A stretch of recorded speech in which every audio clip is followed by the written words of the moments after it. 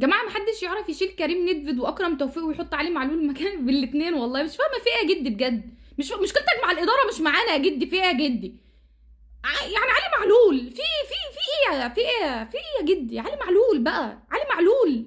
نحترم تاريخ الراجل. تاريخ الراجل اللي قدام الوداد راح مسقط الكرة، راح نحترم تاريخ الراجل اللي قدام الزمالك. كان هو نقطة كلمة السر في ماتشات الزمالك لما غاب عن الماتشين اللي فاتت. شلوحنا يا جدي لما انت مش شايف قدامك يا جدي؟ انت مش شايف تأثير علي معلول؟ جدي جدي جدي احنا داخلين على رمضان. داخلين على رمضان يا جدي. اقسم بالله احنا من ساعة علي معلول ما غاب واحنا ملناش شكل اساسا. عمال تحط اي حد باك شمال. بصوا اي مصطفى العش جه احطه باك شمال، احط كوكا احطه باك. وعلي معلول لا مش لسه ما جابش فورمه. وكريم النيدفيد اوبا فورمه. او ماي جاد، ده دي بروين ده يا جماعه، ده بوسكيتس. انا اسفه يعني اتعصبت شويه بجد، بس انا كنت يعني متشوقه ان انا اشوف علي معلول في القايمه بكره. والله بيخافوا منه وربنا بيخافوا منه. وربنا بيخافوا منه يا جدي. يعني سيبك من ده كله، هو علي معلول بالقايمه دي كلها. يا جماعه نرحب بوجود بن قلبي في القايمه طبعا. منور الدنيا منور الدنيا. منور الدنيا يا بن شرقي وربنا. يعني بكره خلاص ماتش القمه الاهلي والزمالك. ولا صوت يعلو فوق صوت الديربي. لا صوت يعلو فوق صوت الديربي. النهارده ما فيهاش نوم. الماتش بقى مش ماتش بقى، هو ماتش بثلاث نقط بس. بالنسبه لي انا ماتشات الاهلي والزمالك تبقى في حته لوحدها الصراحه. بالنسبه لي انا التشكيله المتوقعه من وجهه نظري انا المتواضعه التي لا قيمه لها على الاطلاق، ان شاء الله باذن الله محمد الشناوي، رامي ربيعه واشرف داري الاثنين باذن الله. ورامي ارجوك مش عايزه دي، مش عايزه اشوفها. رامي سيف الجزيري لو جاب جاب جون بكره اقسم بالله هو انت كده بقى خلاص. هو كده ياخدك في جيبه كده وهو ماشي. اقسم بالله في المستوى اللي الزمالك بيقدمه الفتره دي، انا مع احترامي لنادي الزمالك بس يا جماعه فنيا الفوارق باين. اي نعم ماتشات القمه ما بتحكمهاش فوارق والكلام ده كله على دماغي، بس اقسم بالله انا لعبت والمدرب بتوعي دول بكره لو ما كسبوش الماتش ده مستريح يسرحوا بفجل. ما انا مش واثقه ولا حاجه. انت الشكل باين قدامك. فريق الزمالك اللي بيخسر من بتروجيت وبتعادل صحيح بس بالعافيه. بيخسر من فيوتشر الماتش الوحيد اللي فيوتشر كسبه في الدوري كله.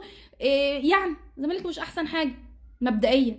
يعني انت مثلا لو جيت تحط قائمه محترمه للماتش بكره ما فيهاش افتكاسات. يعني مثلا انا اقسم بالله انا والمشجعين كلنا لو لقينا كريم نيدفيد بادئ بكره هنطفي التلفزيون ونقوم.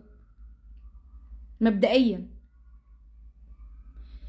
هيكون اشرف داري ورامي ربيعه باذن الله. اشرف داري بسم الله ما شاء الله يا جماعه راجع من الاصابه اللهم بارك. في ماتش الاسماعيلي بتاخدوا بالكم من التفاصيل ده، باخد بالي من التفاصيل دي قوي. كان في هجمه مرتده رايحه من لعيبه الاسماعيلي. اشرف داري فتح سبرنت وربنا عالمي. الواد ده عالمي بس ربنا يحميه ويكفيه شر الاصابات بجد. عندنا مدافع اوروبي بس يعني انا نفسي اشوفه ماتش. انا نفسي اتفرج عليه ماتش كامل بس. ده مش عايزه حاجه تاني. اشرف داري ورامي ربيعه باكين. محمد هاني وكريم الدبيس. مش عايزه اشوف كوكا باك ليفت. مش عايزه اشوف كوكا باك ليفت بجد لان هو لا مش هو. انا عارفه ان هو يعني لعب باك ليفت قبل كده بس قدام الاسماعيلي لا ما كانش في المكان ده خالص. اتمنى كريم الدبيس باذن الله. اتمنى احمد رضا ومروان عطيه وامام عاشور. احمد رضا كلمه سر بكره في الماتش ده باذن الله. كلمه سر ده ماتشه. ده ماتشه. ناس بتقول برضو لا محمد عبد الله ما يبداش وبتاعه الماتش كبير عليه. انا بصوا انا مش عارفه ان كان هو ممكن يبدا ببن شرقي بكره ولا لا. بس ممكن لو اللاعب جاهز وكده ممكن يلعب. اشرف بن شرقي عارف يعني ايه ماتشات القمه كويس. اشرف بن شرقي على فكره يعتبر من هدافين ماتشات القمه لما كان في الزمالك. مسجل 3 اجوان تقريبا او حاجه كده او 4 والله مش متاكده بس مسجل. فهو ممكن يبدا بيه عشان الحته دي الحته اللي عنده. ما اعرفش ممكن ما يبداش. فلو ما بداش انا يعني اتمنى ان هو يعتمد محمد عبد الله وحسين الشحات وسام ابو علي. مش بما ان وسام ابو علي خد حبه في الماتش بتاع الاسماعيلي وكانوا حبه محترمين وما شاء الله عليه برضو لما نزل منتشر في الملعب بطوله بعرضه كده يمين شمال في النص هناك. ما شاء الله ما شاء الله ما شاء الله على وسام بجد. متحرك ومنتشر قوي عن جراديشار. اي حد يبدا فيهم ما عنديش مشكله بس وسام برضو عارف قيمه الديربي كويس. عارف ماتشات الاهلي والزمالك كويس. فاتمنى ان هو برضو يبدا عشان الحته دي. ولو ربنا سهل كده وكسبنا يطلع وجراديشار يبقى ينزل مكانه مفيش مشكله. بس نثبت وسام يعني يبقى وسام هو الاساسي وجراديشار هو البديل بتاعه. دي اتمناها ان شاء الله.